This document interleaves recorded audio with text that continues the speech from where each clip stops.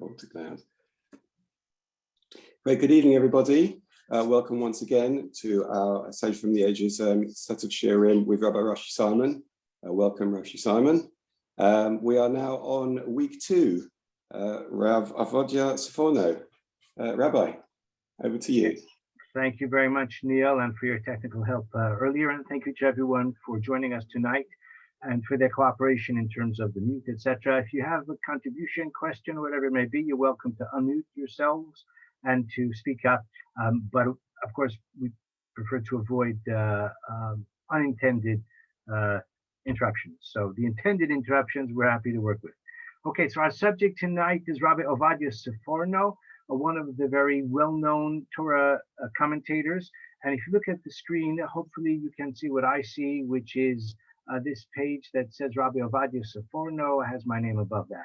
So immediately below, you can see a facsimile of a classic page of Mikros Gedolos, which has been reprinted in one form or another numerous times. And in the lower right-hand shaded area, that is where Seforno's commentary appears. My intention is to illustrate firstly the fact that he is familiar to us because his commentary is included in the most popular printing of the Chumash with multiple perushim. So he's there in the A list of Mefarshim with Rashi, Ramban, or Hachaim, Kleyakar, Rashbam, Sifsei Chachamim. But also you see that he is relatively brief, even just looking at this sort of sample page. On this particular page, Rashi has a lot to say. Sifsei Chachamim comments on Rashi. Of course, as you know, Or HaChaim takes up roughly a similar space to Rashi, and Seforno may be, I don't know, a third of the value of the amount of Or HaChaim, and that's possibly larger, a more prolix sample than you might find on another random selection of pages of Mikros Gedolos. So brevity was part of his gift, and although, as we shall see, he can be a bit cryptic as well, and no doubt part of his popularity. In a way, this is a sharp contrast with Abarbanel we did last week, who is much more prolix, has a lot more to say, or his style is just much more comprehensive and expansive, quoting a wide range of earlier commentaries. That's Abarbanel. Seforno is the opposite in terms of style. He never quotes any commentaries by name. So he will refer or allude to Rashi, to other commentaries as well, Ramban, etc., but he never quotes any of them by name, which is remarkable. It's unusual, actually. So it's not that he plagiarizes, but he sort of alludes to the other commentaries, or he'll refer in a kind of general way. Some have said, or some have argued, or some have suggested. Doesn't quote them by name. The exception is the sages. Chazal, he will often say, Chazal, and the editor, depending on what edition you have, will tell you exactly where the citation is to be found. So Ovadiah Seforno is well known to us for the reason I've indicated. Excuse me. But what's interesting is that we, that is to say historians, are quite limited in our knowledge of his background or his associations. When I say associations, I mean his father. His father was called Yaakov. Whether his father was a scholar, it's not completely clear. It seems that he comes from a prominent family, probably a rabbinic family. His father may well have been a Talmid Chacham, but we have no independent confirmation of that. We don't know who his Rebbeim were. We don't know anything about his wife or even about his children. What we do know is that he had a brother called Hananel, and he credits his brother Hananel with being his supporter, his editor as well. Actually, he edited Seforno's Chumash commentary, on which his fame primarily rests, after the death of Rabbi Ovadiah Seforno. It was edited by his brother Hananel, who was a younger brother. His brother was apparently a Talmudist, a Talmid Chacham, but he was a banker as well, and a patron. He was the patron of our subject, Rabbi Ovadiah Seforno. He had a brother, as I said, who was his patron. For the Talmudists here with us tonight, you may have come across or have heard of one of the Tanaim known as Shimon Achi Azariah. He's mentioned twice in the Mishnah, once in Zvachim and once elsewhere. I can't remember where else. Negaim, I think. And he was a probably a Talmud of Rabbi Yochanan ben Zakkai, and he was known as Rabbi Shimon Achi Azariah, the brother of Azariah, rather than by his father's name, by his brother's name. And it seems that that was an example, Rashi says that was an example of a Yisachar Zvulun relationship that they had. And that's why he was known by that name. And Seforno, in a way, to the extent that he identifies himself, he is associated with his brother Hananel, who was, as I say, evidently his patron and his supporter. In fact, when we discuss his life shortly, he moved to Bologna partly because his brother was living in Bologna at that time. We're getting a little bit ahead of our story, but just to observe that we don't know that much about his family members. We don't really know much about his Talmidim, although I will mention a very important exception to that general observation in a moment. So you can see here, if I just move this a bit, right? So he was born in Cesena, Italy. We don't know exactly when. It says circa 1470. Some say 1475. We don't really know precisely when he was born. He died in Bologna in 1550. And he is today, even to this very day, remembered in Bologna with great pride. I visited Bologna some years ago for a student's wedding. Excuse me, a student of mine from Italy and from Bologna, actually. And his wedding was in Bologna. And we spent a couple of days in the town, and we saw what was the equivalent of a blue plaque. Can't remember if it was blue, indicating that this is where Ovadiah Seforno lived, and they take pride in him because he was known, as we shall discover, as a distinguished savant and a scholar, also a physician. He was the leading physician in Bologna in his time as well. So we know when he died in 1550, the date of his birth is uncertain, around 1470, maybe 1475. And he is popularly known, as it says here, popularly known as Seforno, just for that name. He came from an Italian family, apparently a distinguished Italian family. And the reason I highlight Italian family is that in his time, in his lifetime, the Italian Jewish community was greatly expanded and enriched. And if you think back to what we spoke about last week, you can immediately understand in what way. It was enriched by the arrival of a large number of refugees, Jewish refugees from Spain. And Abarbanel, you recall, was one of those who made his way first to Naples and at the end of his life in Venice. That's Abarbanel. And in 1492, many Jewish refugees came to Italy, and at the risk of using sweeping generalizations, they tended to be more devout than the Italian Jews. They were more, perhaps Jewishly more motivated. They brought an energy and they brought a piety which the Italian Jews would sort of extended beyond what the mean level of religiosity among Italian Jewry. The reason for that is not necessarily because the Spanish Jews collectively were more pious than the Italian Jews. One possibly could develop an argument to support that, but it's not necessarily for that reason. Remember, again, I don't want to refer excessively to what we spoke about last week, but it's relevant to our subject tonight.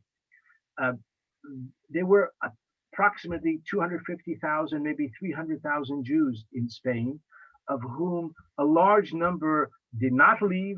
We don't know how many, maybe perhaps as many as half, maybe more, stayed behind. But naturally, the ones who stayed behind in Spain were the ones who kissed the cross, the ones who succumbed to the pressure, the ones who declined to leave it all behind, and they stayed in Spain, which means the refugees were tended to be the more devout, the more committed, the more determined. Now, the poorer ones just hit the road and they went to the west from Spain. They went to Portugal. The other poor ones went, again, the closest destination, which is North Africa. They went to Morocco. Others made their way to the Ottoman lands. The ones who went to Italy were tended to be the more affluent, the more educated, the more urbane, the more cosmopolitan, the more polyglot, the ones who could speak Italian, although Spanish and Italian, are closely related in any case. So those who went to Italy were the more devout of Spanish Jewry, because the devout ones were the ones who went into exile, and they were the more, let's say, capable, because they went to Italy.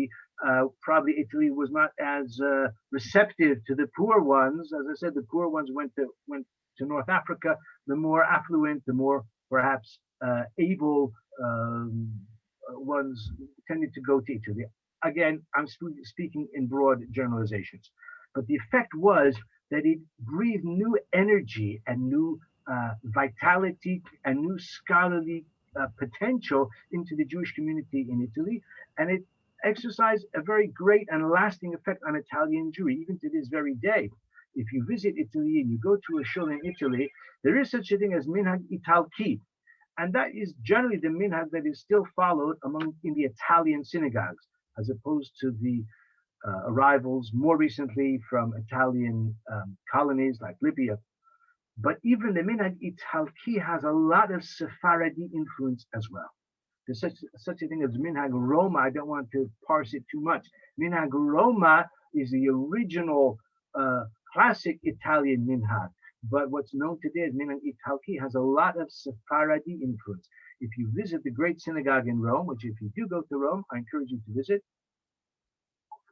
it dominates the former ghetto in Rome, and beautiful, breathtakingly ornate structure. The Jewish Museum is within the Great Synagogue, and within the Jewish Museum, they have a small synagogue, which is the Sephardi synagogue, and I think it's still in use from time to time. So the Sephardic Jews who moved to Italy around the year 1500 approximately retained their own customs and their own identity for centuries, even until this very day, or at least close to our times. And again, they influenced Italian Jewry generally as well. The relevance of all this is that there was greater receptivity and greater interest in Jewish scholarship, and possibly created a more fertile environment for our subject tonight, Rabbi Ovadiah Seforno, to teach and to share his Jewish knowledge, and maybe more receptive listeners for his Torah output. Prior to 1498, while still in his 20s, Seforno went to Rome to study medicine. And that was his chosen means of earning a livelihood. Excuse me. And in fact, in April 1501, he was awarded his doctorate in medicine. And the diploma, I think, is still can be viewed in the archives of the university in April 1501. I guess, what was that? Exactly 520 years ago. So, Mazel Tov on the new doctor. And he earned his livelihood in that way. And as I mentioned, when he moved to Bologna, he practiced medicine and became known as the most distinguished physician in Bologna. But although he was studying medicine, he was also greatly involved in Torah study and in teaching Torah as well. And he acquired a reputation as a great scholar, a genius as well. He was consulted on Torah and halachic matters by the Gadol Hador of Meir Katzenellenbogen. If you've been to Yerushalayim and you've visited Har Nof, there's a street there called Katzenellenbogen that was, well, the name is slightly unwieldy, a very great, distinguished rabbinic family, rabbinic dynasty, Katzenellenbogen. And one of the greatest was known as Maharam Padua, Meir Katzenellenbogen. He was the Gadol Hador in Italy at that time. His tshuvas are still consulted and cited very often by Ramah and later authorities as well. And Maharam Padua consulted Seforno on halachic matters, and he quotes him in his tshuvas in a few places with great respect, describing him in terms of great honor. Moreover, the Rav in Rome conferred with him regarding communal matters. So he was a person of Talmudic knowledge, Jewish conviction, also philosophical knowledge, medical knowledge, linguistic talents. Also, he was a kind of statesman. And as I said, he was consulted about communal matters, and there was a very delicate communal matter. The details are not revealed to us, at least I'm not certain of them, regarding a woman called Donina, and she was the daughter of Shmuel Tsarfati. So you say, yeah, what of interest is that to us? Shmuel Tsarfati was the leading lay personality in the Jewish community in Rome at that time. He was the personal physician to the Pope. And you can appreciate the deep irony that the Pope, his personal physician, is a Jew. I've got a feeling the daughter of this Shmuel Tsarfati possibly was up to no good. And the matter required a delicate and wise counsel.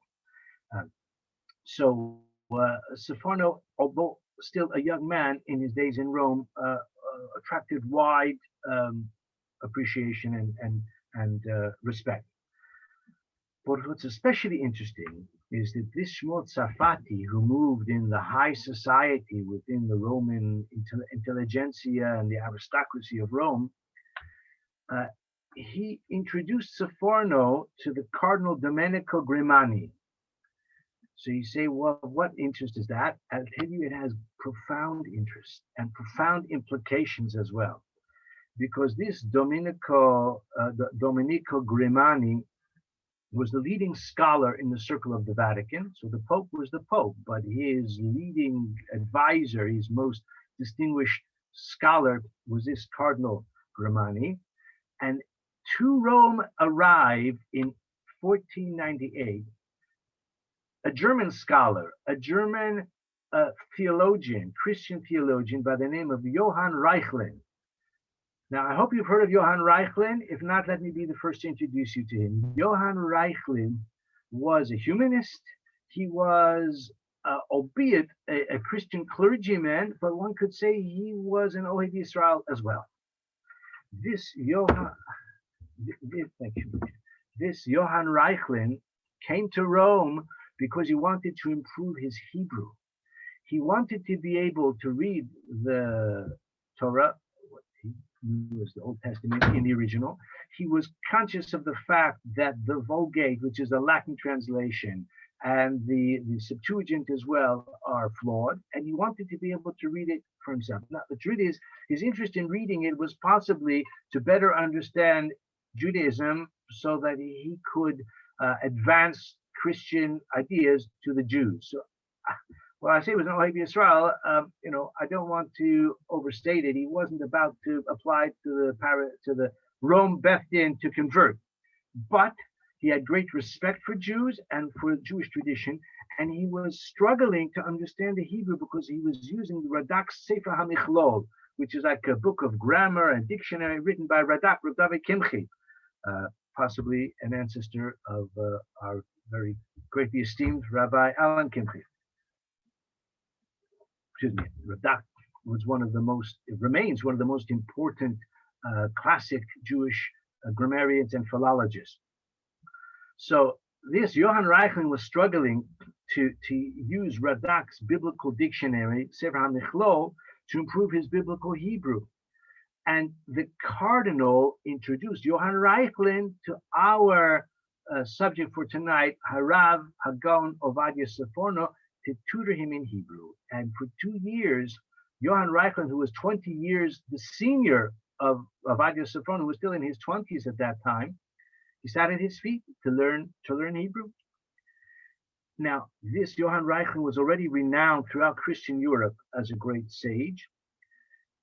The reason that I'm lavishing such attention on this and the relationship that they had and the influence of Ovadiah Seforno on Johann Reichlin is that a few years later, Johann Reichlin emerged as the great defender of the Talmud against the canards of a vile Jewish apostate called Seforno. And Seforno denounced the Talmud, denounced the Jews, and claimed that the Talmud is full of scurrilous blasphemy against the Christian faith, and the Talmud should be destroyed, and whatever printings have been, generated have to be burned, and all of that. This would have been a kind of echo of the fate of French Jewry from 200 years previously, 300 years actually, and Pfefferkorn was had the support of the authorities in this campaign. Johann Reichlin was sought because Reichlin was known as a scholar, known among the Christians as a scholar of Jewish tradition as well. And Pfefferkorn sought the support of Reichlin, or maybe the authorities sought the support of Reichlin in his campaign against the Talmud. Reichlin, however, to his undying credit, recognized that this Pfefferkorn was a scoundrel. I'll just read you what he wrote in Hebrew, because he was, as I keep saying, a Hebraist. He says that this Christian scholar, Reichlin, wrote, She'oso ha'meshuma, that apostate, haya am ha'aretz v'hedyot gamur. He was an ignoramus and a total boor. Choshev al Hashem ra'a v'yoetz b'liya'a. He thinks about God, iniquity, and he seeks a corrupt counsel. And this Reichlin, Johann Reichlin, decided he is going to foil Pfefferkorn. He refuted Pfefferkorn, he defended the Talmud, and Johann Reichlin paid a heavy price for it.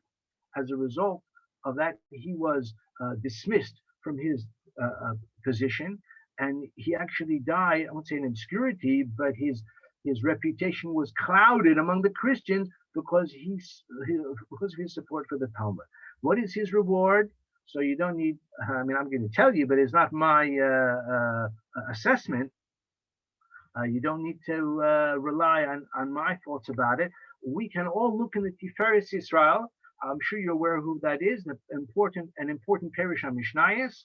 Yisrael Lunchitz lived in the late 19th century, and in the Tiferes Yisrael, he writes in his parish and Pirkei Avos. If you want to look it up, a very fruitful endeavor. If you want to make a note of it, it's Pirkei Avos. It's chapter 3, Mishnah 14, on the Mishnah Chaviv Adam Shenivra B'Tselem.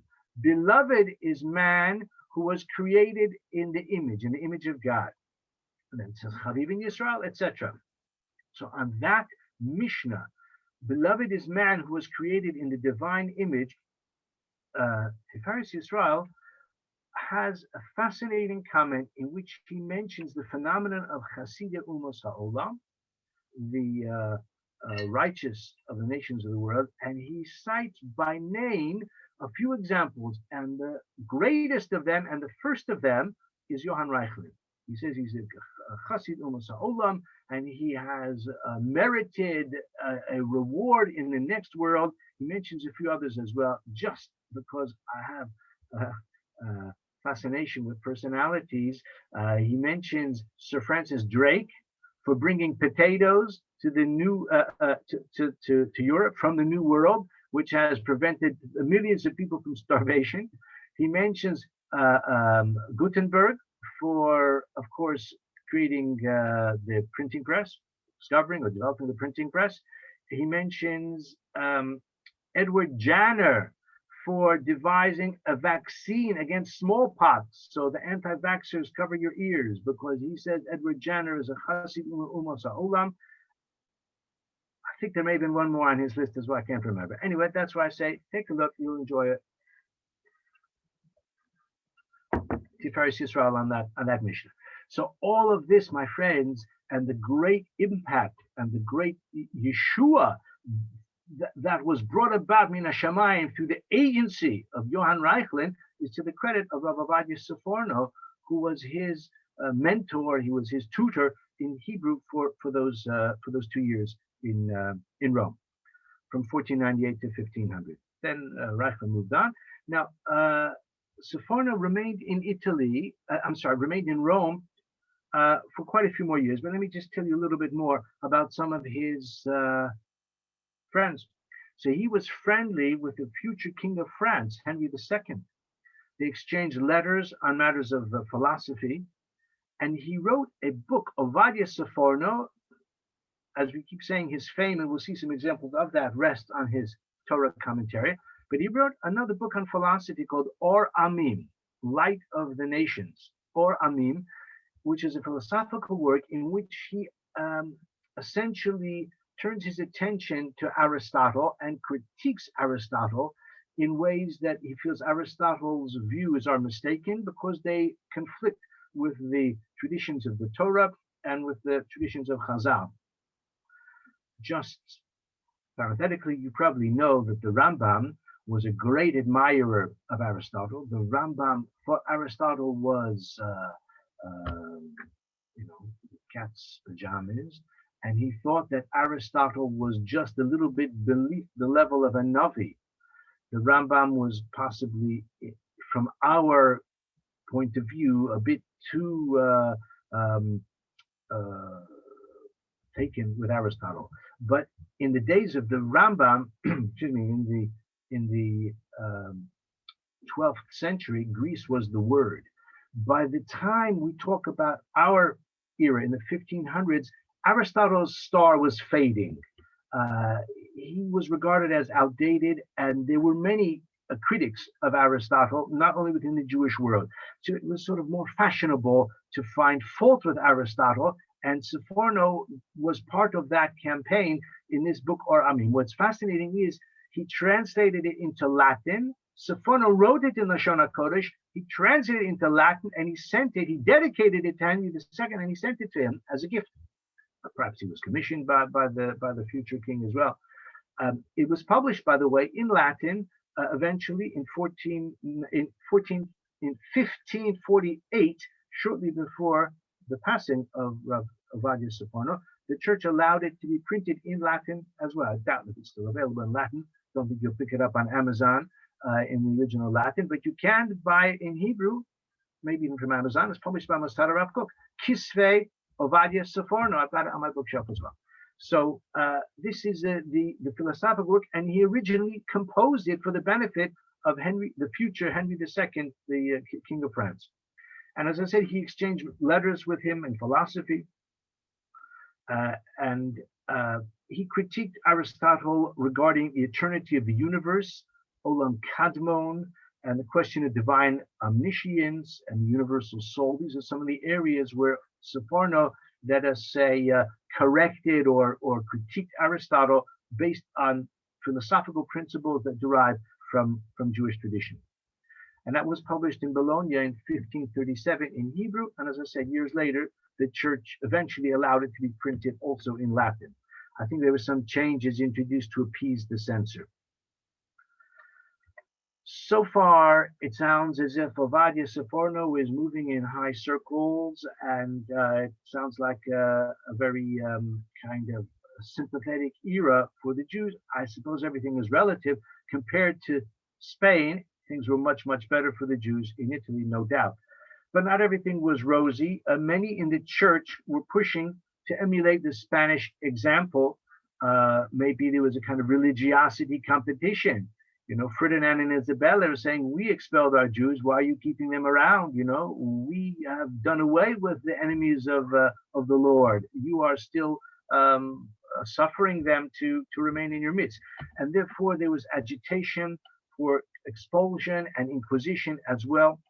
The idea of creating an agency within the church to persecute backsliding Christians, and especially insincere converts to Christianity, of which Jews were always highly suspect, and perhaps rightly so, in terms of their sincerity. In 1520, the Kingdom of Naples, which was under Spanish rule, indeed did expel the Jews. So the sense of security in Italy was, for the Jews, was certainly never very, total. They were always living on the edge in that regard. In 1516, the Europe's first ghetto was founded. Of course, that's the ghetto in Venice, and others would follow. So actually, the Jews, little by little, were frequently confined to ghettos in Italy. So life was not so very wonderful. Why did Seforno leave Rome? It's unclear. I have a theory because we know that in 1524 he met a man called David Ruveni in 1524. Now, this David Ruveni is a mysterious adventurer from Arabia, from Afghanistan, from India, or elsewhere. We don't really know exactly where he came from, but he rocked up in Europe, and he was a pseudo-messiah. He was likely a charlatan, but he inspired many Jews and some non-Jews as well. He inspired Shlomo Molcho, who in turn so impressed the young Rav Yosef Karo, the author of the Shulchan Aruch. Met Shlomo Molcho, greatly inspired him. And this David Ruveni, in turn, was the inspiration for Shlomo Molcho. I don't want to go into Shlomo Molcho, but just to say, he was an adventurer. He was a charismatic personality. As I said, he was possibly a charlatan. And he arrived in Rome with great promises. And initially, he was well received by the Pope, Clement VII, and assorted royalty. And he was hobnobbing with the good and the great. However, it did not last, and it ended rather badly for David Ruveni. He was probably burned at the stake. I've got a feeling that Seforno may have decided it's a good time to move on from Rome, because this David Ruveni was shaking things up, raising hopes and expectations all around. Ultimately, as I said, he ended in grief, and possibly his close associates also fell under some suspicion. And perhaps that's why Ovadiah Seforno thought it's time to move on.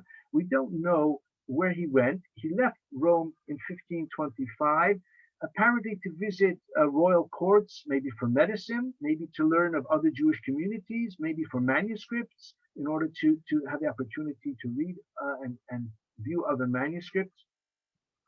And he describes in his letters the financial privations that he endured there. And apparently during this time, he was supported by his brother Hananel, whom we mentioned, of Bologna, where he eventually settled in Bologna, and he opened a yeshiva, again, I think with the support of his brother Hananel. Good to have such a brother. I wish I had such a brother. I mean, I've got a brother who's great, but doesn't support my yeshiva. In Bologna, I mentioned already, he was known as the greatest of the doctors. Let's talk a little bit more about what he wrote and his style of writing. And I then will have a few minutes together where we can consider some samples of his writings. So,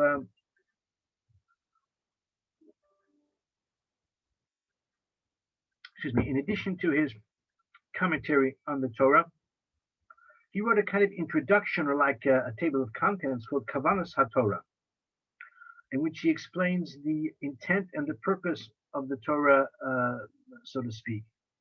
And he indicates the lessons that he is going to include in each of the parshas of the Torah. He lauds Rashi, Ibn Ezra, I said Ramban already, Rashbam, and yet he does not mention them by name. And although he draws on them regularly, excuse me, and I said he also wrote a kind of index to his commentary on each parsha. His style is brevity, eloquence, but it's sometimes opaque for that reason as well. And even in the English, it has been translated and published in English by Rabbi Ralph Pelcovitz. I think he goes by Raphael now, but in his career he was known as Ralph Pelcovitz. Very distinguished American communal rabbi. If anyone has ever heard of the White Shul in Far Rockaway, he was the Rav there for many years. And it was published by Art Scroll. So he's, it's available in a high quality sort of format. I believe it's still available, still in print now, but I may be mistaken about that. But even in the English, as we shall see, because we'll look at some examples of that, it takes quite some effort to understand what he's getting at. There's a lot of Musar in it, philosophy, little medrash, no mysticism, occasional philosophical allegory, and we may see some examples of that. In addition to his Perish on the Chumash, and in addition to his Or Amim philosophical writings, he wrote a Perish on Pirkei Avos. He wrote on Shir Hashirim, Tehillim, Koheles, Eov. He wrote on some of the Trei Asar as well. So he wrote on a smattering of other commentaries on other works, but of course he's best known to all of us through his commentary on the Chumash, and I would like to share with you some examples of that. We've been looking at this screen just I don't know if you've been reading while I've been talking, but in these couple of paragraphs you have sort of the very brief lines of his biography. Now, by the way, this is taken, the image that you see on the screen is taken from a book called, I think, The Commentators by a man called Abraham Finkel. He don't know whether he's still living, but he was a businessman, lived in New York, very prolific translator, did remarkable work, and he's published quite a few books in this kind of format in which he tells the reader, that's you and me, a little bit about the personality whose writings he anthologizes. He's got a few samples, basically, a few samples of his parish. It so happens, though, in the time we have left, I would like to share with you some selections of my own, and that's on the next page here. The introduction to his commentary on the Chumash contains a passage, a short paragraph, which I find fascinating. The context of our whole discussion tonight, my friends, is my interest in history. I guess your interest in history as well. So it is an interest that we share together. And in his introduction to his commentary on the Torah, he has a kind of throwaway comment, which I find very fascinating. Take a look what he writes. For indeed, as a result of impatience of the spirit, he's explaining why he wrote his book, why he wrote this commentary, essentially acknowledging that many other great Torah sages came before him and wrote very essential, influential, and important commentaries on the Torah. So he wants to explain to the reader, what is he bringing to the table? Why am I writing another commentary of my own? And he is advancing the argument that there are many Jewish people who, for reasons he's going to tell us in one moment, don't have that much time to learn. So he wants to write, he's saying, I've written therefore a brief commentary, one that builds on and sort of adds to that which has been written by my great predecessors. And in this way, I am hoping to infuse into the intellectual milieu, the intellectual worldview of the Jewish people, some insights, some truths, some Musar concepts. Within the context of that introduction, look what he writes. For indeed, as a result of impatience of the spirit, bondage, and the preoccupation of our people in a land which is not theirs, meaning we're in exile, and we are marginalized, and we are stressed out, confronted by oppressors who pressure them daily to incapacitate and destroy them, they all as one have concentrated their attention, eyes, and hearts to amass wealth, which will shelter and protect them from the daily alien stream which envelops them as bees. These are biblical allusions, so that there is no proper place or time to consider the wonders of our Torah.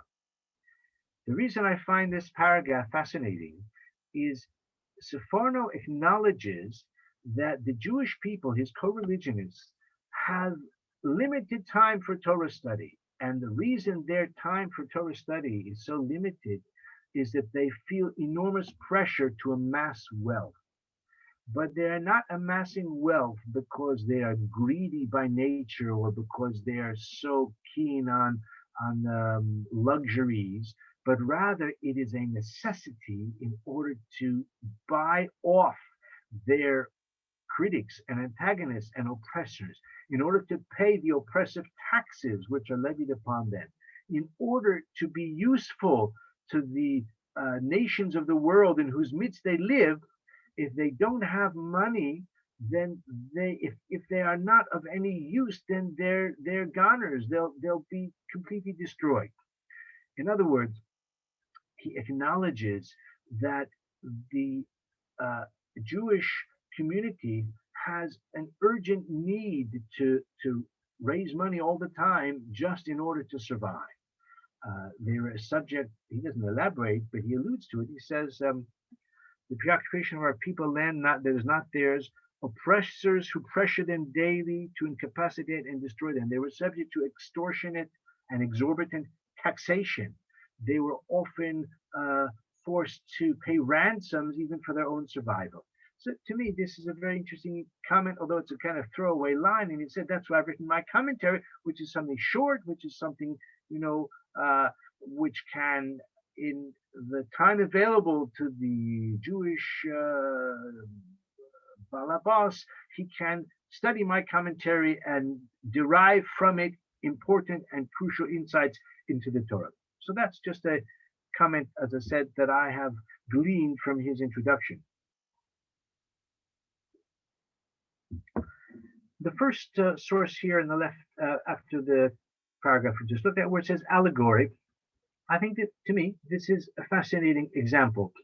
I mentioned that he was a philosopher. He studied philosophy. He wrote about philosophy.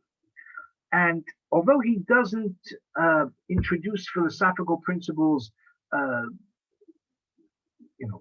in an excessive way, but here's an example where he looks at a very important, very well-known passage in the Torah, and he maintains that it should not be taken as face value. It should not be even accepted as something which happened as described in the Torah, but it is in fact only an allegory. I'm referring here to the Nachash, the serpent. And by extension, I would suggest that Seforno, like Rambam, views the account of the Eitz Hadas and the Chet and the conversation with the serpent, with the Nachash, as an allegory. I think that he shares that view with the Rambam, but don't take it from me. Let's see for ourselves. V'hanachash. So this is using Rabbi Pelkowitz's translation in the Art Scroll edition. And the serpent. So he quotes the Chachamim in Bava Basra, Hu ha-Satan, Hu ha-Yetzahara. He is the Satan, he is the evil prompter. Although he is small in appearance, he does much damage. The Torah describes things figuratively. In other words, the Nachash, the serpent is not visually a prominent creature like a horse or like a tiger or like a camel or even like, German shepherd. A serpent slithers around on the ground. So says the Seforno, the Torah describes the Yetzer Hara as a Nachash because the Yetzer Hara also is like, we would say, a snake in the grass, can cause much damage, but is not always readily apparent. Again, I'm reading the second line. The Torah describes things figuratively by various things that are similar to them, just as a king is called a lion. And here's a pasuk: Allah Aryeh Misubcho. A lion has gone up from his thicket, a pasuk in Yirmiyah. So Nebuchadnezzar is described as a lion. The prophet in the metaphorical language says a lion has emerged from the thicket, and that is the way that Yirmiyahu describes the campaign of Nebuchadnezzar. He gives another example. Enemies who do harm are described as serpents, adders, as it says. I will send serpents, adders among you, which will not be charmed. So again, these foreign mercenaries, the marauding army that is wreaking devastation on the land, the prophet describes them as serpents, etc. In this manner, where it's underlined, in this manner, the evil inclination which tempts man is called serpent, for he is similar to a serpent, which is an animal with limited utility, meaning it doesn't add much value that we can see. I'm sure it does in the great ecosystem that is nature, but in the human experience, we don't see how serpents are much use to us. So limited utility, but great potential to do harm, though small in appearance. And that's how he goes on in this vein. Essentially, what we see here is that Seforno is interpreting the Nachash as a symbol, as a kind of allegory. And just to make it very clear, I'm not saying that this is the last word on the subject, but in the footnotes in the Art Scroll, The Seforno is of the opinion that the serpent is not to be interpreted literally, but figuratively, just as a lion is used by the prophet to represent Nebuchadnezzar and adders to represent the enemies of Israel, so the serpent represents Satan and the Yetzer Hara, which is within man, leading him astray. Now, I'm not saying that this is a radical view, but it's, as I said, the same as Rambam also has a similar view. But it is interesting that he says quite clearly that in his view, the narrative in Gan Eden vis-a-vis Chava speaking to the serpent is an allegory. Now, one of the most important features of Seforno in his character, and including how it is expressed in his writings, is his humanism. I hope I've made that clear already, that he was a mentor to Johann Reichlen. I don't know if you can say he was a friend of the cardinal, but he was an acquaintance of the cardinal and of the Jewish physician, who I said was the personal doctor of the Pope, etc. He was a linguist. He was a friend of the future King of France. He was a humanist. He was a person of not just broad intellectual horizons, but he viewed the world through the prism of the greatness of the human species, which today is perhaps widely recognized. In his day, this was a new idea. As I say, in the time of the Italian Renaissance, he was a scholar. He was a product of that milieu. Take a look what he writes in a famous passage here in Exodus. This is the pasuk in Yisro: "Vehayisem li segula mikol ha'amim, ki li kol ha'aretz." You shall be for me a treasure from among all peoples. Vehayisem li segula. You will be a treasure. This is the origin. I'm not saying the Seforno, but rather the verse in Parshas Yisro in Exodus is the source of the idea of the Jewish people as the Am Segula.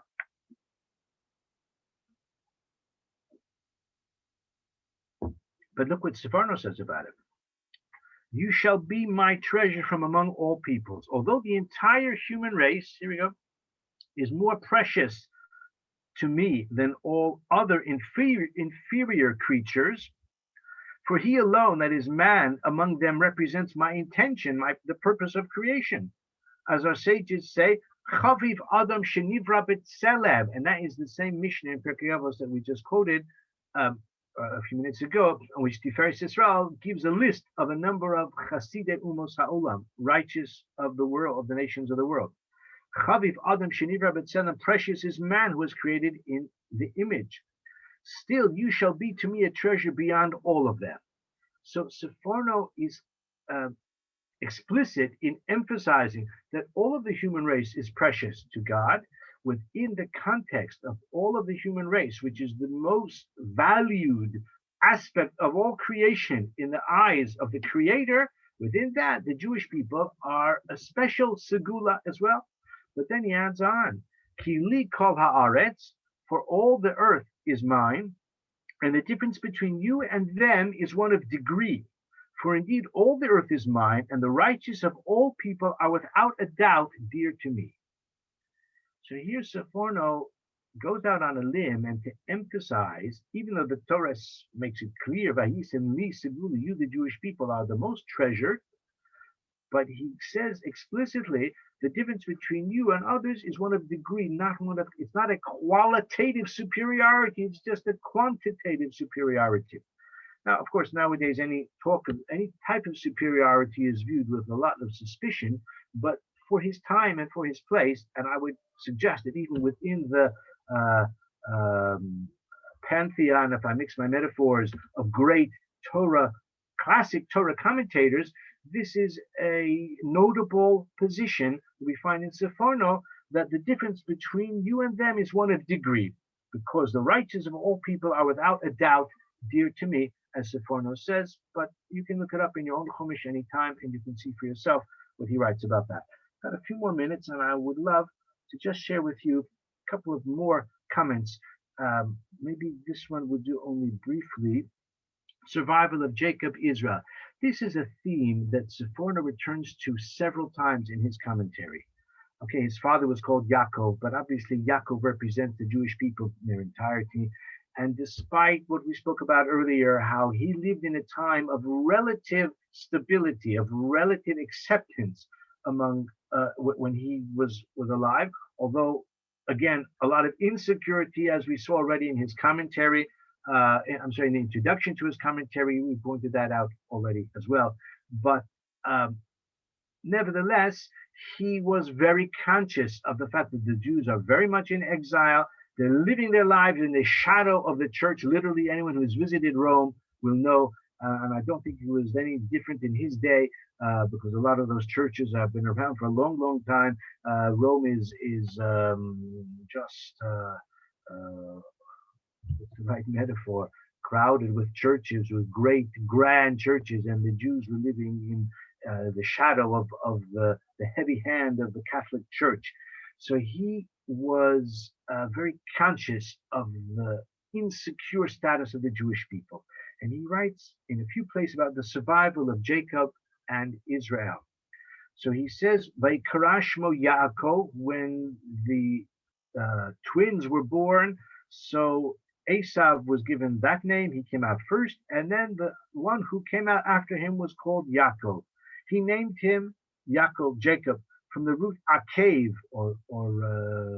Akev. He will remain at the end. This was indicated by the fact that his hand held down to his brother's heel. Our sages tell us that God gave him this name, Jacob, to show that he will survive the destruction of all the nations, as it is written, when I destroy all the nations, but I won't destroy you. In other words, Yaakov is the name of survival. You will be around until the end. But later on, we have in the immediate next paragraph, Lo Yaakov Yemer Od Shimcha. His name was changed. And the angel said, your name will not be called Yaakov any longer. It's going to be called Yisrael. Because the name Yaakov, says our hero for the evening, Seforno, in the end of days, you will survive all the nations, and therefore the significance of the name Jacob will be fulfilled, since it implies the existence at the end. Hence, the name Jacob is no longer necessary to indicate that you will be there at the end of all the nations. Ki im Yisrael, your name is going to be changed to Yisrael. But Israel, for you have striven, you will then be called Israel to show that you have striven with the divine and man, as we find, Hashem al marom b'marom b'malchei adama al ha'adama, that God will punish the host of the high heaven on high and the kings of the earth upon the earth.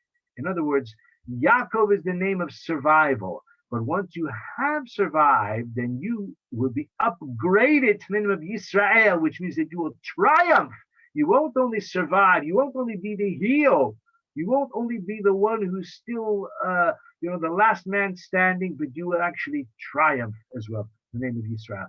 And to me, there's a kind of a hint to the longing that Seforno and all of his generation, and for that matter, all of Jewish generations have had for the realization of that prophecy. Okay, this one about responsibility for others. This is an idea that I heard from my Rosh Yeshiva more than 40 years ago, based on the Seforno, but we don't have time for it.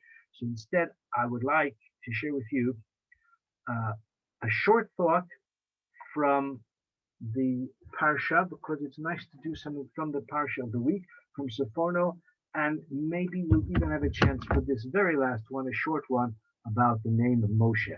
But in this week's Parsha, we have Moadei Hashem Asher Tikro Sam Mikrai Kodesh.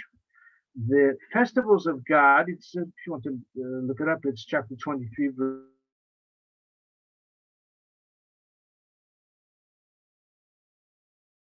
Festivals of God, that you shall call them holy gathering, holy occasion, Mikrai Kodesh. Eleheim Moadai, these are the ones which are my festivals. So Seforno says that if they are Mikra'ei Kodesh, this again, Moadei Hashem Asher Tigosam Mikra'ei Kodesh, the festivals of God, if you call them, if you regard them, if you relate to them as Mikrai Kodesh, holy gatherings, holy occasions. Elehem Moadai, then they are mine. That's the kind that I have in mind. Then they are mine. Elehem Moadai, says Seforno. Amnam Kishaloti Grosa Mikrai Kodesh, but if you don't regard them as holy gatherings, holy occasions, about you Mikrai Chol, they're not Mikrai Kodesh for you, they are Mikrai Chol. And they're just an opportunity to busy yourselves with temporal matters, eating, drinking, maybe flaunting expensive jewelry and designer clothing. If these festivals are for you just a secular, profane occasion, Tanugas B'nei Adam Bilvad, just the kinds of pleasures that people, flesh and blood enjoy, Lo Yikru Moadai, then they will not be Moadai, my festivals, Avad Yihu Moadechem Sana Nafshi, but they will be your festivals. And here he alludes to the verse in the beginning of Yeshaya, which is taken from the Haftarah of Pashas Chazon, Moadechem Sana Nafshi, I detest your gatherings, your festivals. That's what God will say. So Seforno emphasizes that when the verse concludes Elehem Moadai, by the way, when we say Kiddush on Yom Tov morning, this is what we say for Kiddush. Asher Chikosam Mikrai Kodesh, Elehem Moadai, these are my festivals. If you treat them as Mikrai Kodesh, holy gatherings, then that's the kind I like, that's what I have in mind. Then they're mine, that's great. But if you just treat them as an opportunity for, like we said before, just for material form or corporeal form of pleasure, then they're your festivals, not the kind I have in mind. Time is just about up, but with your permission, I would like to just end with a beautiful comment of Seforno. And if you want just one, you're going to look up afterwards. This would be the one. I know I've told you a few; they're all very good. This is Parsha Shmos, Exodus 2:10. But Tikra Shmo Moshe. She called him Moshe. Who called him Moshe? The daughter of Pharaoh. Now, it's interesting. According to our tradition, Moshe had a number of names. He was called Avigdor. He was called Yekusiel. He was called by a number of names according to our tradition. But the only name by which he is known in the Torah, as we all are aware, is Moshe. And who gave him the name Moshe? This daughter of Pharaoh, this princess. Says Seforno, the name Moshe, actually, if you think about it, she said, I'm calling him Moshe because I drew him from the water. My friends, if that's the case, she should have called him Mashui. Now you might say Mashui, what kind of a strange name is that? It sounds oriental. Who would name a boy Mashui? But grammatically, drawn from the water means she should have called him Mashui, one who has been drawn from the water.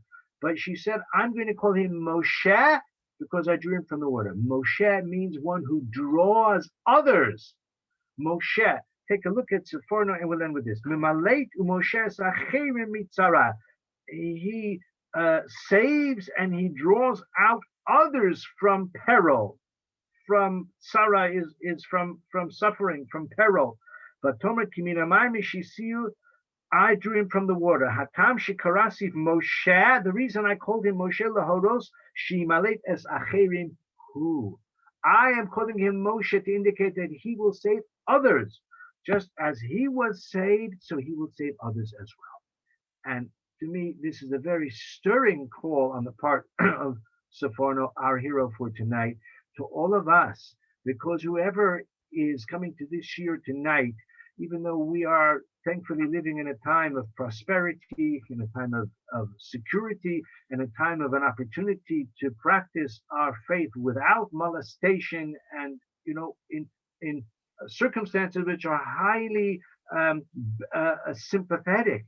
Nevertheless, we know very well that so many Jews have drifted away. We are still living in the shadow of the traumatic events of the 20th century as well. And therefore, to a certain degree, we are all among those who have been saved from the waves of assimilation. And to a certain degree, therefore, says Seforno, I would like to suggest, we are all in that category of Moshe. We have merited to be to appreciate what the Torah means to us. We have a duty to do it, to help others in that way as well, to share it with others. Thank you very much. I appreciate everybody listening, those who were listening. And I know that I say we can ask questions during or after. I'm afraid we've kind of run out of time. I don't mind taking any questions if there are. Thank you very much once again. And next week, we're going to do Rabbi Moshe Al-Sheikh. And we're going from Europe to the land of Israel. Al-Sheikh lived in Tzfat, and he lived elsewhere as well. Join us next week to learn all about him. Thank you very much. Thank you very much, Rabbi, for a fascinating and illuminating shir once again with a very inspiring ending. And look forward to next week's shir. Thank you very much. Thank you. Thank you very much. Well, I think that's an excellent coda for our shir tonight. So, kol hakavod, and see you next week.